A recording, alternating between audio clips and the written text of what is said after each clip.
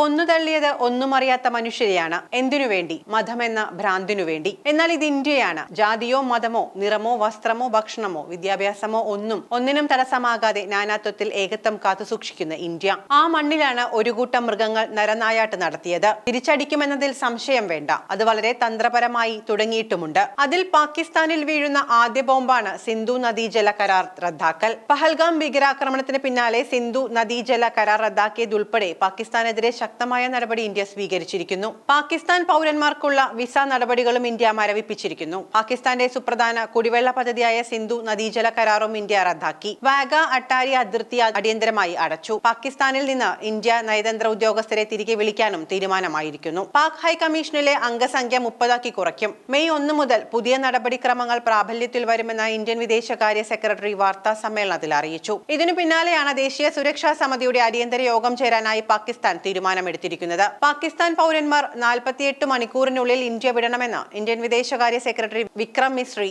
വാർത്താ സമ്മേളനത്തിൽ ഇന്നലെ അറിയിച്ചിരുന്നു. പ്രധാനമന്ത്രി നരേന്ദ്രമോദിയുടെ അധ്യക്ഷതയിൽ ചേർന്ന യോഗത്തിൽ ആഭ്യന്തരമന്ത്രി അമിത് ഷാ, പ്രതിരോധ മന്ത്രി രാജ്നാഥ് സിംഗ് ഉൾപ്പെടെയുള്ളവർ പങ്കെടുത്തു. എന്താണ് സിന്ധു നദീജല കരാർ? ഈ കരാർ റദ്ദാക്കിയാൽ പാകിസ്ഥാനിൽ എന്താണ് സംഭവിക്കാൻ പോകുന്നത്? പഞ്ചാബിലെ 5 നദികളും ഇന്ത്യയിലൂടെ ഒഴുകി പാകിസ്ഥാനിൽ വെച്ച് സിന്ധുവുമായി ചേർന്ന് ഒന്നിച്ച് ഒഴുകുകയാണ് ചെയ്യുന്നത്. ഈ നദികളിലെ വെള്ളം പങ്കുവയ്ക്കുന്നതിന് ഇന്ത്യയും പാകിസ്ഥാനും തമ്മിൽ വർഷങ്ങളായി അന്താരാഷ്ട്ര കരാർ ഉണ്ടാക്കിയിട്ടുണ്ട്. കരാർ പ്രകാരം സിന്ധുവിലെ 80% ജലം പാകിസ്ഥാനുള്ളതാണ്. ഈ സുപ്രധാന കരാറാണ് കേന്ദ്ര സർക്കാർ ഇപ്പോൾ റദ്ദാക്കിയിരിക്കുന്നത്. പാകിസ്ഥാൻ നിരന്തരം പ്രകോപിപ്പിച്ചപ്പോൾ പോലും ഈ കരാർ റദ്ദാക്കാൻ ഇന്ത്യക്ക് സാധിച്ചിരുന്നില്ല. 3 യുദ്ധങ്ങൾ ഉണ്ടായപ്പോൾ പോലും നദീജല കരാർ മരവിപ്പിച്ചിട്ടില്ല. ഡാമുകൾ അടച്ചാൽ ജലം ഒഴുക്കിക്കൊണ്ടുപോകാൻ ഇന്ത്യക്ക് സാധിച്ചിരുന്നില്ല. ഡാം നിറഞ്ഞ ഇന്ത്യക്ക് തന്നെ വലിയ ഭീഷണിയായി മാറുമായിരുന്നു. മോദി സർക്കാർ അധികാരം ഏറ്റെടുത്ത ശേഷം ഡാമുകളിൽ നിന്നും ജലം ഒഴുക്കിക്കൊണ്ടുപോകാൻ പ്രത്യേക കനാലുകൾ ഉണ്ടാക്കി. ഹിമാചൽ പ്രദേശിലും പഞ്ചാബിലുമായി അനേകം ഡാമുകളും തടയിണകളും ഈ നദികളിൽ ഇന്ത്യ പണിതുയർത്തിയിട്ടുണ്ട്. അടുത്ത കാലത്ത് ജലം കൊണ്ടുപോകാൻ അധികം പ്രത്യേക കനാലുകളും ഉണ്ടാക്കി. ഏതെങ്കിലും കാരണവശാൽ ഡാമുകൾക്ക് ഷട്ടർ ഇടേണ്ടി വന്നാൽ ജലം ഒഴുക്കിക്കളയാൻ വേണ്ടി ദീർഘദർശനത്തോടെ ചെയ്ത പദ്ധതികളാണ് ഇവയെല്ലാം. എന്നാൽ ഇപ്പോൾ ആ കരാറാണ് മരവിപ്പിച്ചിരിക്കുന്നത്. ഇതോടെ ഡാമുകൾക്ക് ഷട്ടർ വീഴും. ദിവസങ്ങൾക്കകം പാകിസ്ഥാനിൽ വൻ ജലക്ഷാമം രൂക്ഷമാകും. കൃഷി നശിക്കും. കുടിവെള്ളം കിട്ടാതെ ജനം സർക്കാരിനും സൈന്യത്തിനും നേരെ തിരിയും. മതം പറഞ്ഞ് വെടിവെച്ചവർക്ക് ഇങ്ങനെയാണ്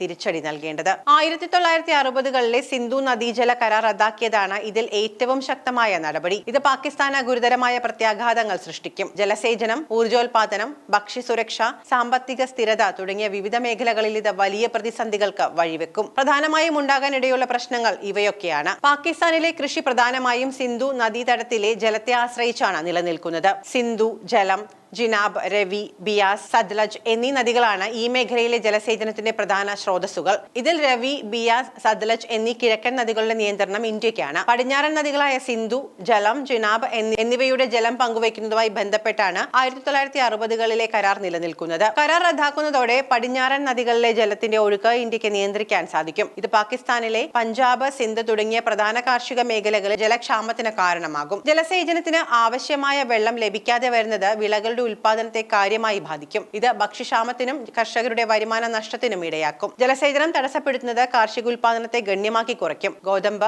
നെല്ല്, പരുത്തി തുടങ്ങിയ പ്രധാന വിളകളുടെ ഉൽപാദനം കുറയുമെന്നത് രാജ്യത്തിന്റെ ഭക്ഷ്യസുരക്ഷയ്ക്ക് വലിയ ഭീഷണിയുണ്ടാക്കും. ഭക്ഷ്യവസ്തുക്കളുടെ ലഭ്യത കുറയുകയും വില വർദ്ധിക്കുകയും ചെയ്യുമെന്നത് സാധാരണക്കാരുടെ ജീവിതത്തെ ദുസ്സഹമാക്കും. സിന്ധു നദീതടത്തിലെ ജലം ഉപയോഗിച്ച് പാകിസ്ഥാൻ നിരവധി ജലവൈദ്യുത പദ്ധതികളും സ്ഥാപിച്ചിട്ടുണ്ട്. കരാർ റദ്ദാക്കുകയും ജലത്തിന്റെ ഒഴുക്ക് നിയന്ത്രിക്കുകയും ചെയ്താൽ ഈ പദ്ധതികളുടെ പ്രവർത്തനം തടസ്സപ്പെടാൻ സാധ്യതയേറെയാണ്. ജലവൈദ്യുതി ഉൽപാദനം കുറയുന്നത് രാജ്യത്തെ ഊർജ്ജ പ്രതിസന്ധി കൂടുതൽ രൂക്ഷമാക്കും. ഇത് വ്യവസായങ്ങളെയും കാർഷിക ഉപഭോക്താക്കളെയും ഒരുപോലെ ബാധിക്കും. കൃഷി, ജലവൈദ്യുതി തുടങ്ങിയ പ്രധാന മേഖലകൾ തകർച്ച നേരിടുന്നത് പാകിസ്ഥാന്റെ സമ്പദ് വ്യവസ്ഥയെ ഗുരുതരമായി ബാധിക്കും. കാർഷികോൽപാദനം കുറയുന്നത് കയറ്റുമതിയെ പ്രതികൂലമായി ബാധിക്കുകയും വ്യാപാര കമ്മി വർദ്ധിപ്പിക്കുകയും ചെയ്യും. ഊർജ്ജ പ്രതിസന്ധി വ്യവസായങ്ങളുടെ വളർച്ചയെ തടസ്സപ്പെടുത്തുകയും തൊഴിലില്ലായ്മ വർദ്ധിപ്പിക്കുകയും ചെയ്യും. ഇതെല്ലാം രാജ്യത്തിന്റെ മൊത്തത്തിലുള്ള സാമ്പത്തിക സ്ഥിരതയെയും വികസനത്തെയും ദോഷകരമായി ബാധിക്കും. ഏകപക്ഷീയമായി ഒരു അന്താരാഷ്ട്ര കരാർ റദ്ദാക്കുന്നത് പാകിസ്ഥാൻ അന്താരാഷ്ട്ര പ്രതിച്ഛായയെ മോശമായി ബാധിക്കും. മറ്റു രാജ്യങ്ങളുമായുള്ള നയതന്ത്ര ബന്ധങ്ങളിലും ഇത് ഉലച്ചിലുകൾ സൃഷ്ടിക്കാൻ സാധ്യതയുണ്ട്. ജലവുമായി ബന്ധപ്പെട്ട തർക്കങ്ങൾ അന്താരാഷ്ട്ര വേദികളിൽ കൂടുതൽ സങ്കീർണമായ അവസ്ഥയിലേക്ക് നീങ്ങാനും സാധ്യതയുണ്ട്. ചുരുക്കത്തിൽ 1960കളിലെ സിന്ധു നദീജല കരാർ റദ്ദാക്കുന്നത് പാകിസ്ഥാന് വിവിധ തലങ്ങളിൽ വലിയ പ്രതിസന്ധികൾ ഉണ്ടാക്കും. ജലസേചനം, ഊർജ്ജം, ഭക്ഷ്യസുരക്ഷ, സമ്പദ് വ്യവസ്ഥ എന്നിവയെല്ലാം അതിന്റെ ദുരിതഫലങ്ങൾ അനുഭവിക്കും. ഇത് രാജ്യത്തിന്റെ സാമൂഹികവും സാമ്പത്തികവുമായ സ്ഥിരതയെ വ്യവസ്ഥയെ പോലും ചോദ്യം ചെയ്യുന്ന സാഹചര്യത്തിലേക്ക് എത്താൻ സാധ്യതയുണ്ട്.